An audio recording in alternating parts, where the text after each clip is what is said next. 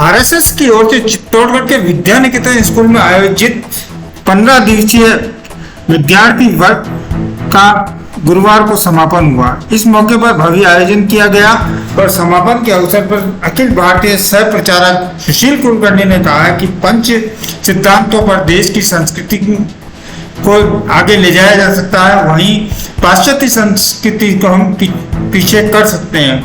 सुशील कुलकर्णी ने कहा कि इन पंच सिद्धांतों पर चलने की निहायत आवश्यकता है, क्योंकि विश्व के अन्य देश अपनी संस्कृति की बजाय भारतीय संस्कृति, भारतीय शिक्षा व्यवस्था को आगे ले जा रहे हैं, लेकिन हम धीरे धीरे पिछड़ रहे हैं। अगर हमें अखंड भारत की ओर जाना है तो इस दिशा में आगे बढ़ना होगा। राष्ट्रीय स्वयं संघ का यह शिक्षा वर्ग गत 22 मई को चित्तौड़ प्रांत के हिसाब से शुरू हुआ था और चित्तौड़ प्रांत में करीब 27 जिलों के 264 स्थान से 334 बच्चों ने इसमें भाग लिया।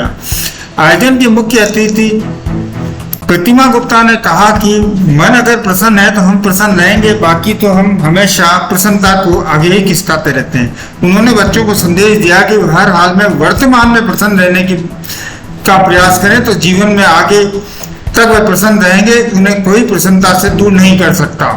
इस मौके पर चित्तौड़गढ़ के प्रमुख हेमंत जैन व IM सेठिया, बद्रीलाल जाट आदि मौजूद रहे।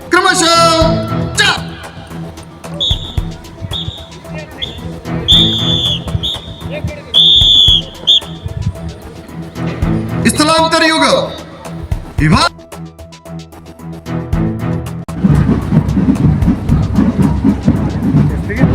हो जाएगी। वो 6 बातें ने भाषा, भूषा, भवन, भोजन, भजन और भ्रमण। अपनी भाषा में अपने संतानों से बात कीजिए। जो हमारी भाषा है, ये सारे मेघालय मित्रों ने अंग्रेजों की इतनी पढ़ाई की है, इतना अंग्रेजी आगे बढ़ाया है कि सबको लगने लगा कि अंग्रेजी में बोलना या अंग्रेजी में शिक्षा लेना यानी आधुनिकता है। ऐसा नहीं है। सारे विश्व में अंग्रेजी सब जगह कही जाती है, ऐसा नहीं है। अपनी अपनी भाषा वहां पर कहते हैं। हम भी अपने मातृभाषा का स्वाभिमान धरें। जहां पर सही करनी है अपने मातृभाषा में स्वाक्षरी करें। इसलिए भाषा, भूषा, अपना वेश कौन सा है, पारंपरिक वेश कौन सा है। काम की सुविधा के लिए कुछ वेश आपने ले लिया, ठीक है, लेकिन कम से कम अपने त्योहारों में, घर के कुछ कार्यक्रमों में अपना वेश, पारंपरिक वेशभूषा, उसका परिवेदन हम करें। भवन, हमारा घर, यह हिंदू संस्कृति का घर दिखे। कुछ हिंदू संस्कृति के चिन्ह, तुलसी वृंदावन है, ओम है, शुभ लाभ है, यह हमारे घर में दिखे।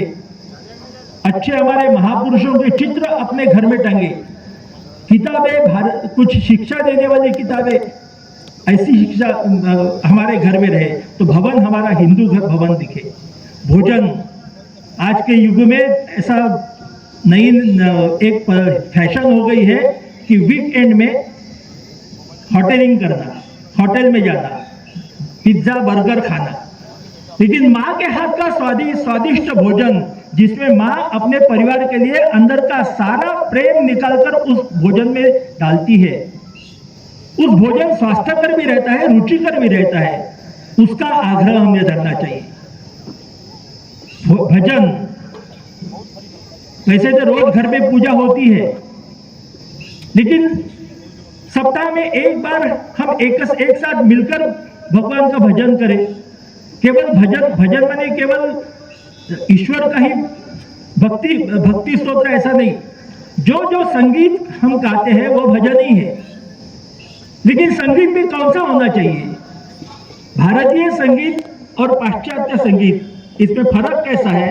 हमारे पूजनीय सरसंघ चालक थे सुदर्शन जी, वो कहते थे कि जब पाश्चात्य संगीत बजता है, डीजे बजता है, अंग्रेजी धुन बजती है, तो कमर के नीचे का भाग हिलने लगता है, थिरकते हैं। और जब भारतीय संगीत बजता है, कोई ऐसा ही तान देता है तो सर हिलता है। वाह, क्या सुंदर संगीत है। जब कमर के नीचे का भाग हिलता है तो वो वासनाओं को चालना है, और जब सर हिलता है तो वो बुद्धि को चालना है। ऐसे बुद्धि को चालना देने वाला ऐसा संगीत हमारे घर में हम सुने, वासनाओं को चालना देने वाला, मन चंचल करने वाला ऐसा संगीत हमारे घर में न सुने। टीवी सीरियल भी जो कुटुंब का विभाजन करने वाली है ऐसी सीरियल न देखे। इसलिए भजन और आखिरी का भ्रमण। छुट्टियां हैं इसलिए हम कहीं वनभोज में जाएंगे या कहीं घूमने जाएंगे, तो जाएंगे कहाँ? निसर्ग सौंदर्य जहाँ है वहां तो जाना ही है, लेकिन साथ साथ जो हमारी धरोहर है, जहां से हमारे बच्चों को कुछ हमारे इतिहास से प्रेरणा मिलेगी, ऐसे कुछ स्थान महाराणा प्रताप के दुर्ग है, शिवाजी महाराज के दुर्ग है, काशी है, मथुरा है, अयोध्या है, ऐसे स्थानों पर यदि हम जाते हैं तो ये भ्रमण। इसलिए इन 6 बातों पर यदि हम सारे सज्जन वृंद, माता भगिनी थोड़ा विचार करेंगे तो मुझे लगता है कि हम सारे समाज को परिवर्तित कर सकेंगे।